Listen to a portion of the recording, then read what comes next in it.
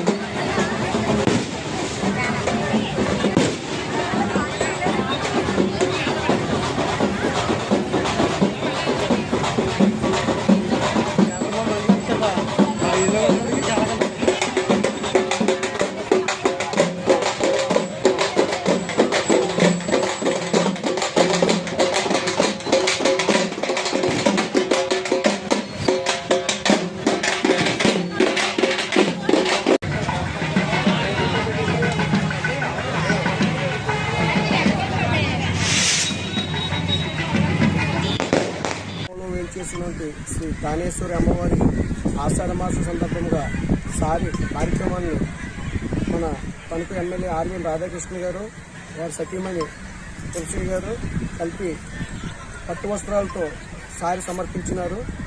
అలాగే దువ్వ గ్రామస్తులు ప్రతి కుటుంబం నుంచి ఒక్కొక్కరిలో కార్యక్రమాన్ని సక్రంగా పూర్తి చేసినారు.